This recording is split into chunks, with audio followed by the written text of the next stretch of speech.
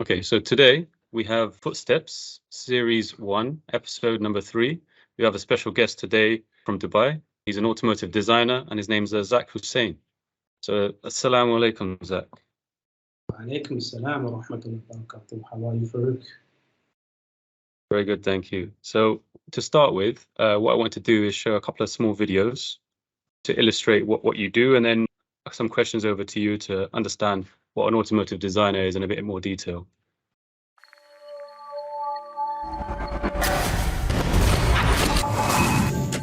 Since I'm a little boy, I'm in love with cars like the new RS6. A normal estate and combine it with brutal sportiness.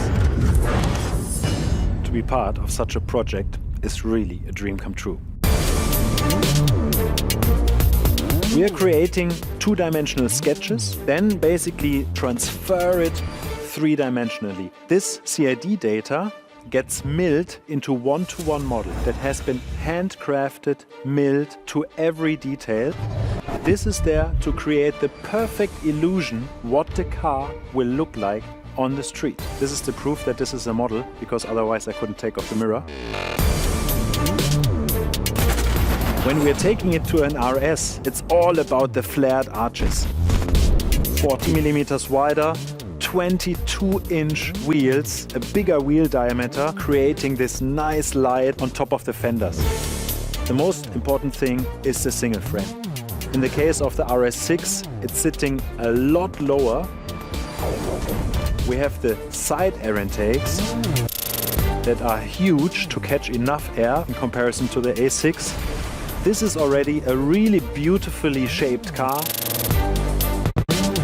And when we come to an RS, we have a really sporty roof spoiler that is mainly there to create the downforce we need at high speeds. And we have a really expressive diffuser that one should see already from really far away. We have a really nice rocker sill as well with a black inlay. So all these details that I've just mentioned, they sum up to a really beautiful product. And we are also looking forward to finally see it on the street. So this video was from Audi. This is online, accessible but via the Audi YouTube site. However, the reason why I played this video is because it gives you a better understanding of what automotive design is. So this is a small part of what automotive design is, but it gives you a flavor of what it might look like. So what I want to move on to now is another set of videos sent over by Zach from his company that he's working at the moment. So hopefully you'll find those ones quite interesting as well.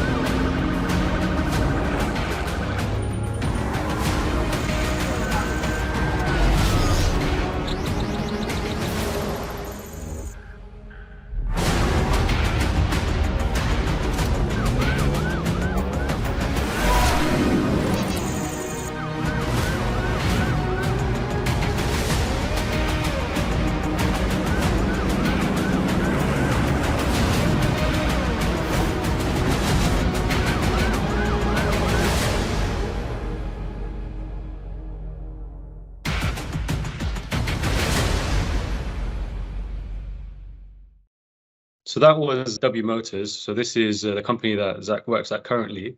So what I want to do was ask you a couple of questions, Zach, if that's okay. So to start with, what I want to understand is, from your perspective, what is an automotive designer?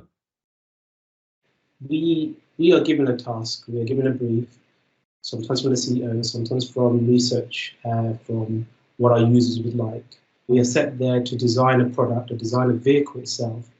But what we do is we capture an emotion, we capture the history, the DNA, and the branding of this vehicle. And we kind of implement this into the actual production side of things.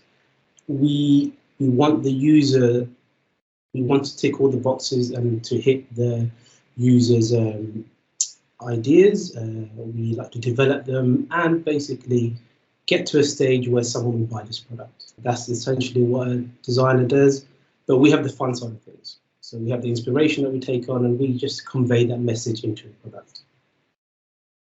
Fantastic. So what I wanted to move on to next was a little bit about your journey as to how you got to where you got to.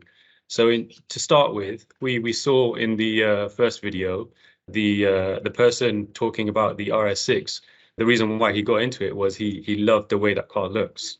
So from your perspective, how did your interest in automotive design start? Where did you begin your journey?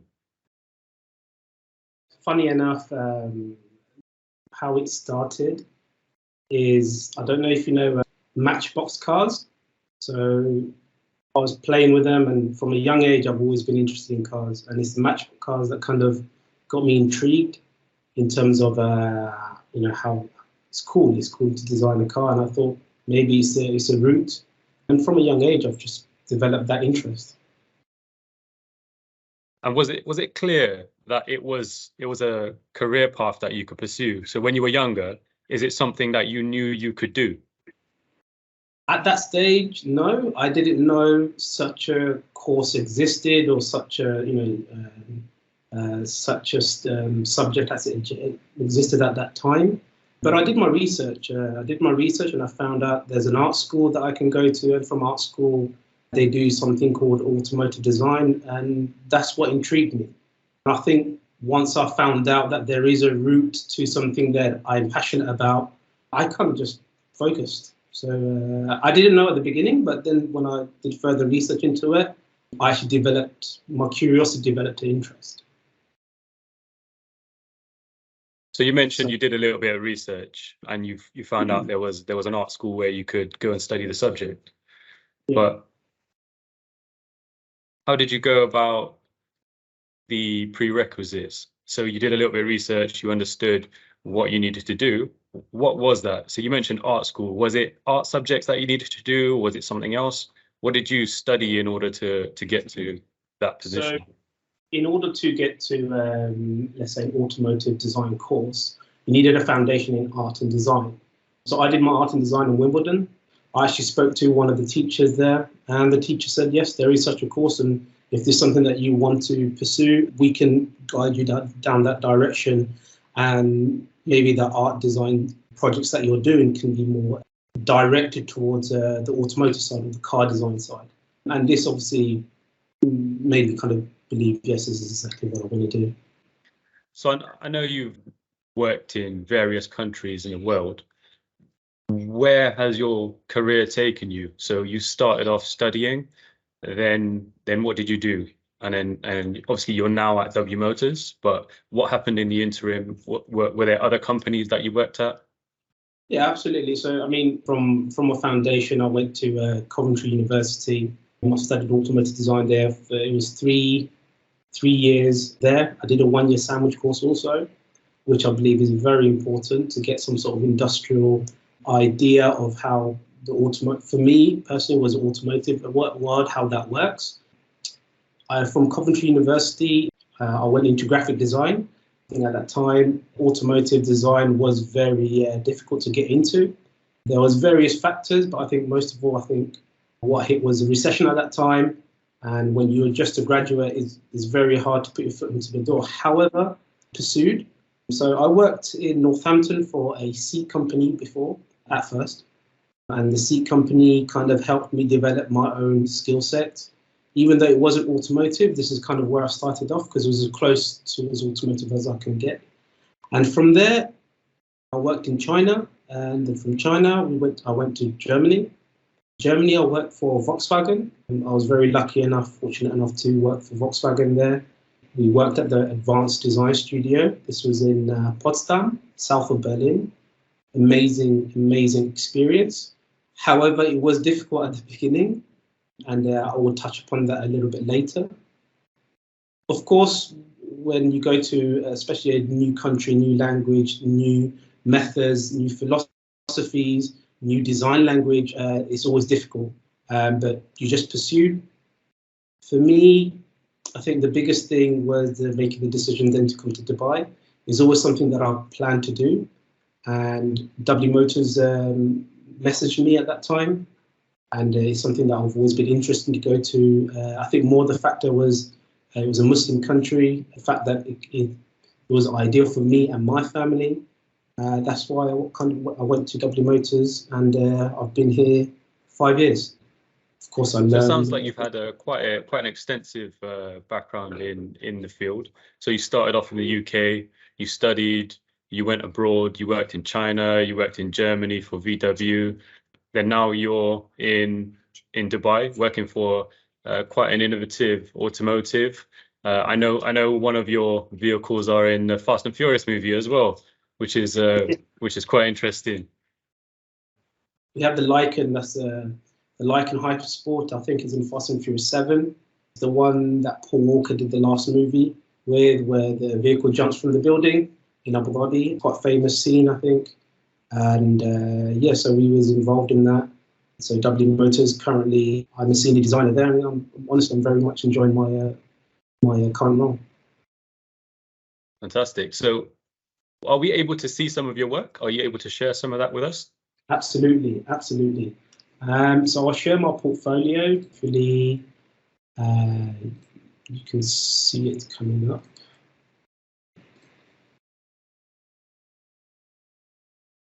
So I'll quickly go through the portfolio. This is kind of my sketch work. One thing about a portfolio is to show your skill set and your thinking behind your projects or behind your sketches and behind your ideas. This is what this is what recruiters look for. This is what industry look for. So this is kind of maybe a good way to kind of see how you can get in your footstep into the door kind of thing. A portfolio is vital. Not only does it show the person's character, it also shows how they're thinking, what the ideation is like, and it's not all about pretty pictures. It's about the raw thinking behind it. And I mean, I'll quickly show you some of the stuff that I've worked through, some of the kind of thinking process that maybe industry look out for. So it's not just the end picture that is produced, it's also the reasons why you did certain things and the rationale that you used, the thought process behind everything. So it's a very creative field to be in. Absolutely. The creativity is really what is focused on, how you interpret your inspiration or your ideas on a page. This is very important. So I'll just go through a few of the production show cars that I've been involved with. So when I was at Volkswagen, we was on an autonomous vehicle project, which is called the Cedric. So autonomous vehicles, just for everyone's understanding, that means cars that drive themselves. Yes, so it's level 3, I think, where, yes, you're right, cars that drive themselves. So when I'll start with China first. So when I was in China, I worked on a company called Iconic. We did an electric vehicle for them, which is a luxury 4-seater VIP kind of travel. We then worked on a concept here. This is me and my team. We worked on an autonomous kind of concept show car. A show car doesn't actually work in real life. It's more to show the audience the kind of direction the company is going. This is the interior for this project. This is the Cedric project that I worked at Volkswagen with. I was a designer there, working on exterior surface and interior, but mainly exterior. This is the Ghiath, I think the video that you showed Farouk earlier. This is the kind of official sketches, so sketch to production, front and the rear. This was a very successful project. As you can see, the police are using it currently. We have tested them. They're still in testing phase also, and we have a lot more orders going through. This is a military also vehicle. We're also looking at SWAT vehicles and government vehicles. So I was very fortunate enough to lead the project from start to finish, from a sketch all the way to production. As you can see here, this is the alias. This is where we do 3D modeling. We start from a sketch, we go to 3D modeling. We have to analyze the vehicle with the right highlights.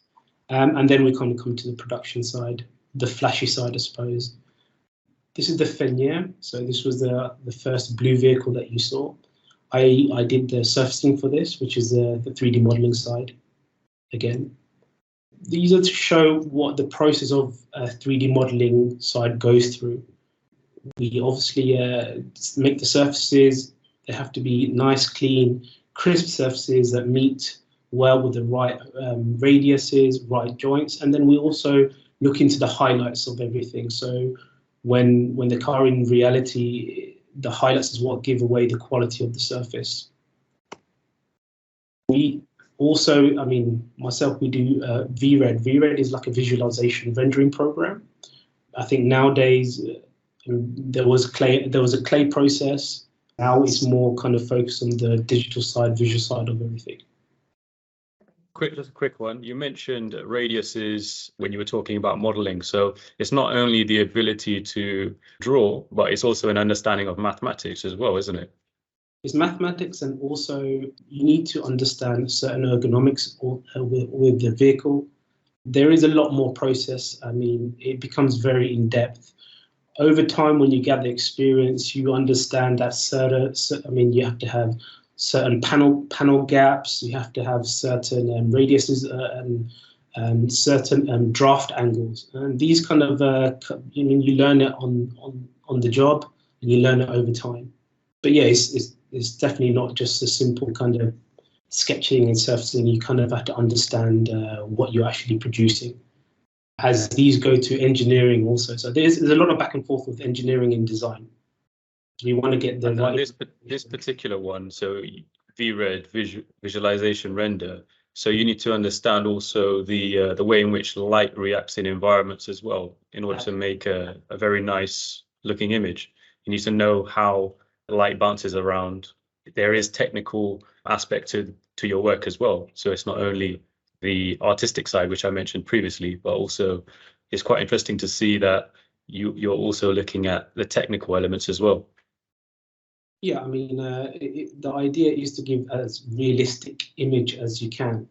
The goal is if you get a realistic render, you tend to convey that same message from a sketch all the way to the end. That's what's key. I mean, a rendering like this takes almost a week to fully get it put together. As you mentioned, the lighting, as you mentioned, environment around it, the reflection of the environment. So yeah, all these parts are key to the actual final image. I'll move on to the sketching. Sketching, of course, as I said before, everything has a story. So we come up with a kind of brief, and this brief gives us an understanding how we interpret that brief and how we show that language. So in this case, we're looking at something like a 70s inspired vehicle. These are all personal work, so it's not like anything linked with the actual company itself. So sketch ideas, ideation is very key, is where we explore certain shapes, certain forms, and we try to see what we can aesthetically make appealing to the user, and something that looks conceptual. So this is something that I was focusing on. And then we kind of go into the kind of rendering some certain angles or certain images that kind of convey a certain message. These are other sketches which is a bit more finalized. Another project that I worked on, which is like a supercar. The supercar is designed to have very kind of large intakes, very lightweight. And these are all kind of sketches. So these are all pure sketches done on Photoshop, done on Illustrator also. Some interior work. These are all sketches, of course. And again, like I said before, everything has a story. This is another project that I worked on. It's an SUV. And it's how you get inspiration. It's inspiration from things that mean something to you, things that you've researched upon, and then you kind of work your way to finding the right shape and right forms, and you kind of push a direction yourself.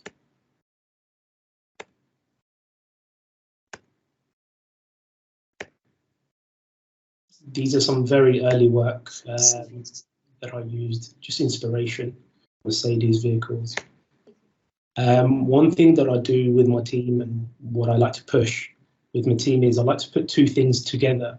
So in this particular project, I wanted to use an unnatural mix. So something like animals and future machinery. So these two don't actually mix together, but I wanted my team and myself to see what we can come up with. We looked at like a bunny bike concept, and this is kind of how it kind of came out. The idea isn't to kind of have a finalized piece, just to see how creative one can be and how we can use maybe certain elements of maybe this bike to our project. But yeah, it's just supposed to be cool and fun and conceptual.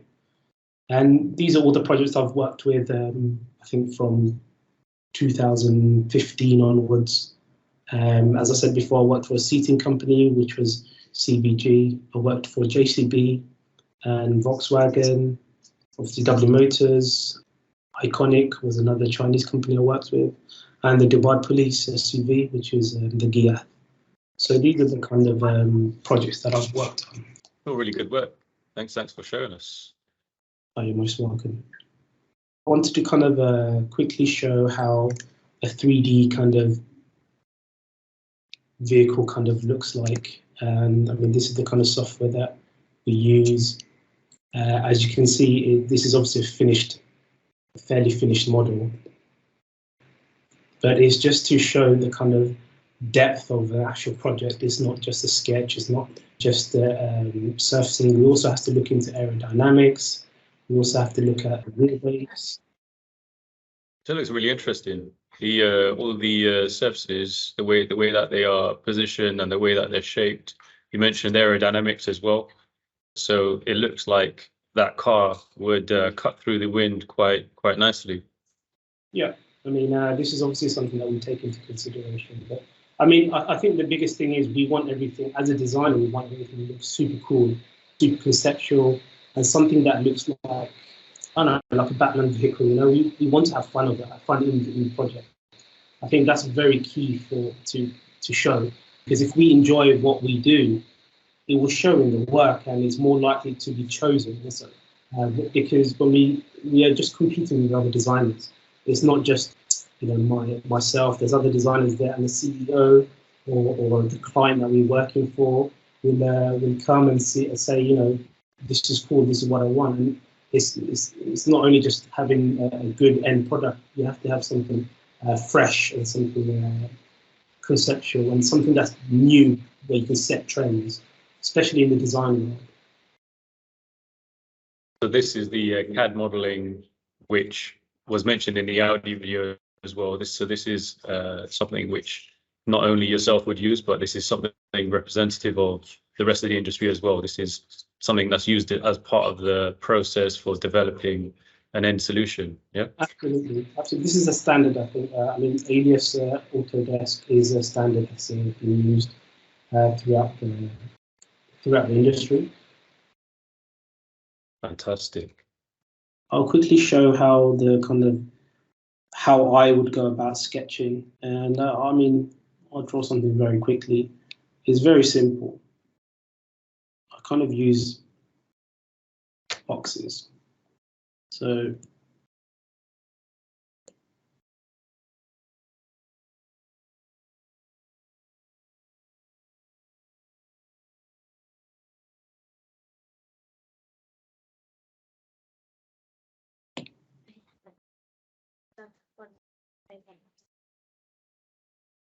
So for everyone's understanding, what he's doing at the moment is he's sketching this live. So he's doing this right now.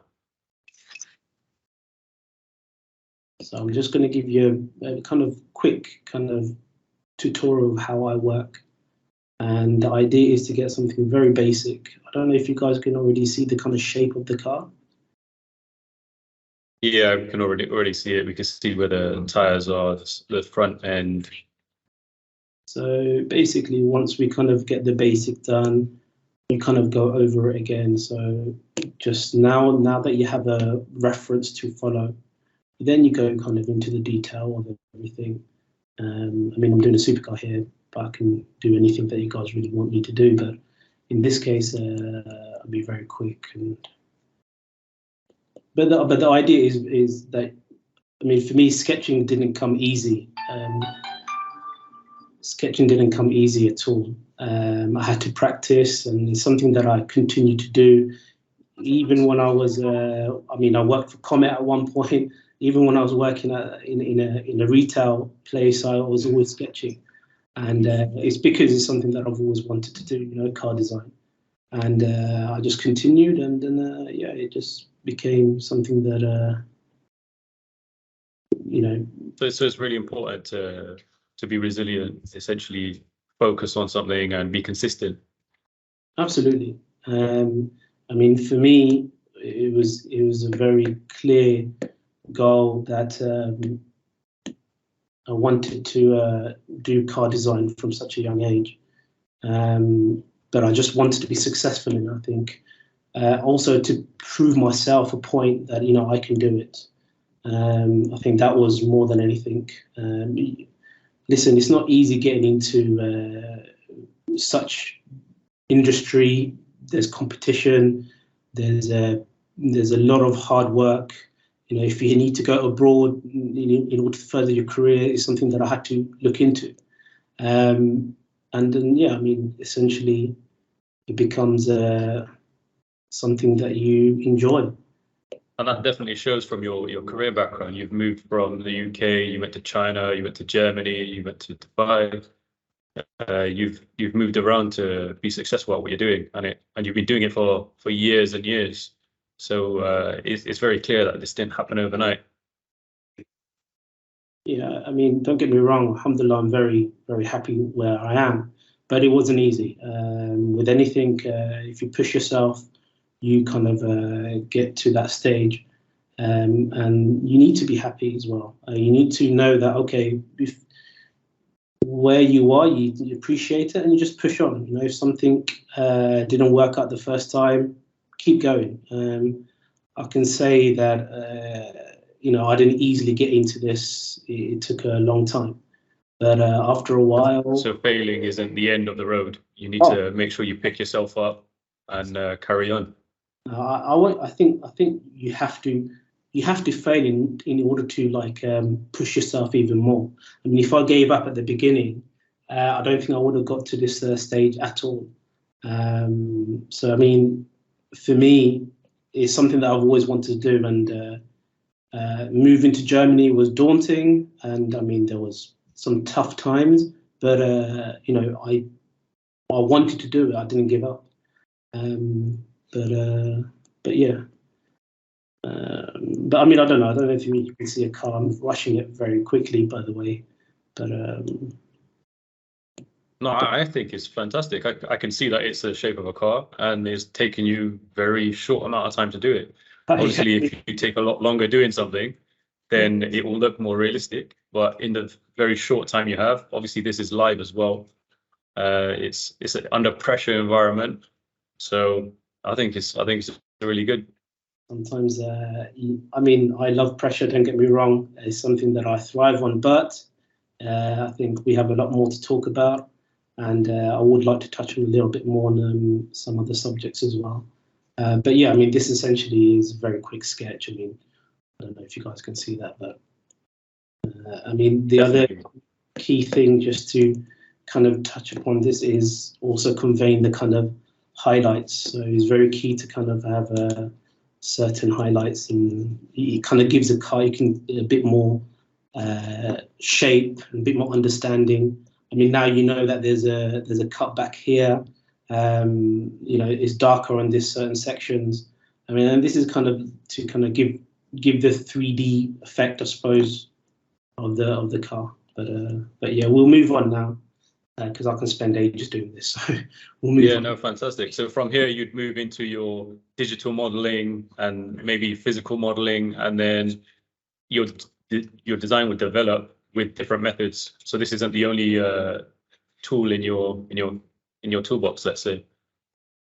Yeah, I mean, from the stages now, from a sketch, we have a lot of reviews. We find the kind of sketch that means something to us. 3D has many processes. We have a kind of a rough CAS modeling side of things, where we kind of give a quick idea what the visualization can be. And there's many models. When I was in Volkswagen, when I was working on the Cedric project, I must have done 150 variations of the same wheel arch area. And now you will say, why is there so many? Every time you look into it, you have to have the certain highlights, certain reflections, certain surface quality, certain surface curvature and tension. And these are things that that your manager will look into, they will judge you upon that. And also the right feeling of the car is elaborated on the surfacing. I mean, even though it was a very long process and it's something different. I think that's really good. So we did mention there's a couple of other topics that we want to discuss. Yeah, so yeah. I wanted to jump on to the Islamic side of things. So a lot of people from an Islamic background, they'll have some concerns about certain things. But I wanted to get, from your perspective, has being a Muslim influenced your journey into the field? For me, it has, for sure it has influenced. I mean, I had certain criteria and certain guidelines that I personally wanted to stick to. When I mentioned my first job, which was a seat company, I also had another automotive design company, a role that was offered to me at the time. And I had a choice. I had a choice of either going to Northampton, which is a seating company, or this, I'm not going to mention the name of the other company, but this other company, this was both in the UK. This other company was a more of a car design company. And obviously when you're, graduated from university, you want to go into car design. But the reason why I didn't pick the car design company and I picked the seat design is because the seat design offered me the option of having my own prayer facilities. So they were very understanding of my needs, because I asked at the interview that, listen, I pray 5 times a day. I need to go to Jummah on Friday. Can you guys facilitate this? I was nervous to ask, but I asked. And not only did they facilitate it, they opened up a room for me. And the beauty of that is the seating company had a manufacturing warehouse next door to it. And obviously the room was in a manufacturing site. And what I realized is there was more than one, there was not just me as a Muslim, there was other Muslim brothers there. They started using my room. And I say my room because it was given to me. But the beauty of it is they came to a place where they can come and pray with no, with cover, with privacy, with not doing it on the shop floor or doing it on the warehouse. It became a nice area to come and pray. And as I said before, my principles or my guidelines that I wanted to follow is to have a prayer facility. It's very key for me. And I think it's one of the reasons where my journey is where I am here. I mean, yeah, subhanAllah. So basically what happened there was that because you had the courage to ask for a prayer room for your needs, you managed to secure a safe place for other Muslims around you in the same company to also have a place to pray as well. Absolutely. I mean, don't get me wrong, Farouk. It's something I think we as Muslims don't ask enough. I mean, we need to take care of ourselves. We need to focus on our beliefs. And Allah provides. Allah provides where you think there's difficulty, there actually isn't. If you don't ask, you won't know. And alhamdulillah, I've been very fortunate everywhere I've been, everywhere I've gone. I mean, Germany is something completely different. And I asked for a room and they gave me a room. I went to prayers every Friday. I had no issue, but it's because I asked. It's because they knew that it means a lot to me. And if they know that their employee is going to be happy and focused and doing the work on time and delivering it, it's nothing for them, to be fair. So yeah, I mean, Germany was very, very difficult, but it was fun. I had a good experience, very good experience. So your first experience you spoke about was in the UK. Yes. So I know you had a slightly different experience in Germany. So I'd like to touch on that. So when I worked in Germany, I was fortunate that I was in quite a large city, and I managed to be around mosques. There were other Muslims around me. I did notice that there was a difference compared to the UK, but I'd like to touch on your experience in particular. So you worked in an area which was a bit more rural, Potsdam. If you could elaborate on that. So Potsdam it's a beautiful, beautiful place. If you guys ever go, I would definitely recommend it. It's very scenic. However, the people are very old. No one speaks English, and it's normally the kind of youth or the younger generation of Germans that kind of speak English and very well. When it comes to the mosques, there wasn't any mosques there at all. And I went with a very close friend of mine. His name is Pav, and he's a Sikh, right? So you have to understand, both of us are Asian. We go to a German dominant place, and I'm looking for a mosque. I couldn't find one. Even though it was difficult, out of everything, it was my friend Pav, who's a very, very passionate, very faithful individual, especially with his religion. He actually found me a prayer mosque. I suppose it's a mosque because it was a house that we used to use for prayers. It wasn't officially a mosque until a month after I was there. So he found this place for me, and he took me and he said, "Zach, I think this is a mosque. You need to go find out and ask."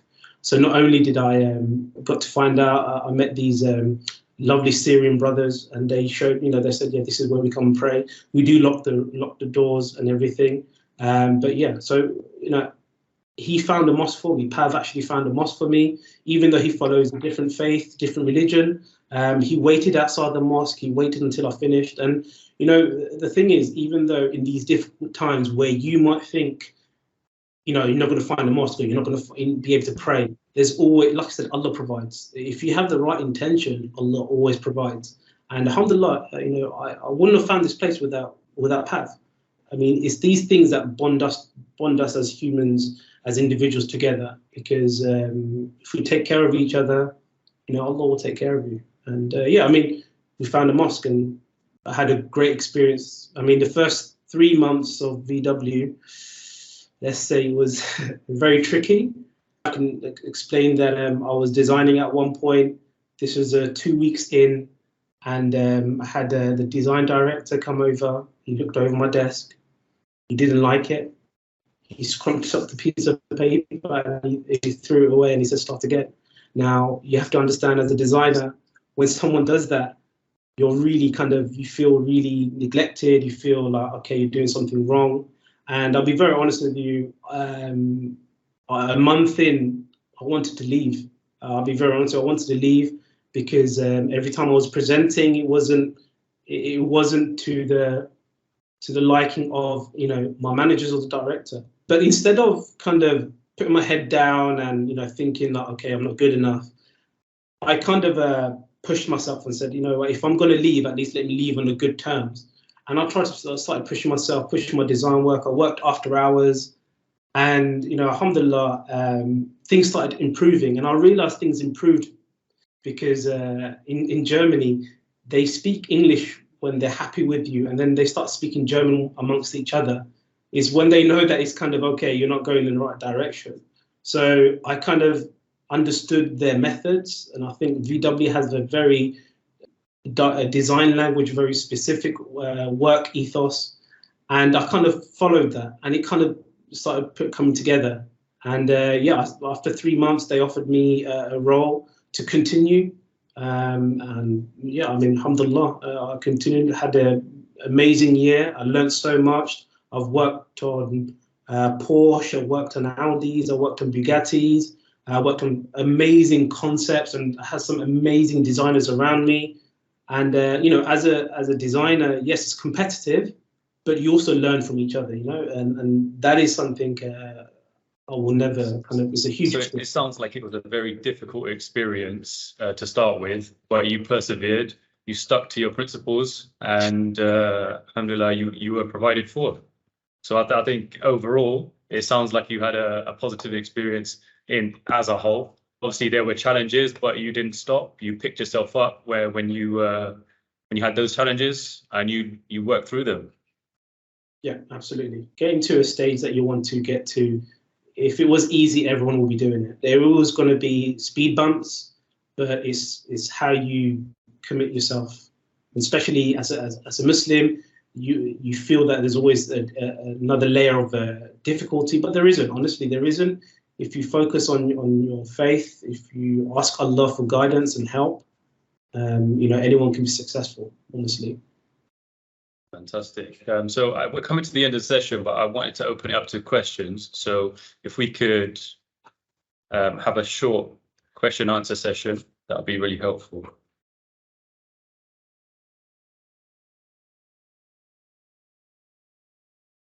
How is the drawings that neat? How are your drawings that neat? How are you so good at drawing? Practice. Honestly, I've been sketching from a young age, and it's just practice. And even listen, we had this designer. I'll be very quick. We had this designer that didn't know how to draw at the beginning. Believe it or not, he was an intern, and he didn't know how to sketch properly. He was all over the place. But when you have some guidelines, I don't know if you saw at the beginning of the sketch, I drew rectangles, 2 rectangles, but these are kind of shapes and guidelines. And I mean, now, this guy, I worked with him in Volkswagen. He's now working for Toyota. Amazing designer, and he's getting to be, I think he's very close to becoming the manager of one of the design departments. So I mean, so definitely practice, perseverance. Absolutely. Anyone can do. Anyone can sketch. It's just you get better by practicing. Fantastic. Anyone understand? Questions?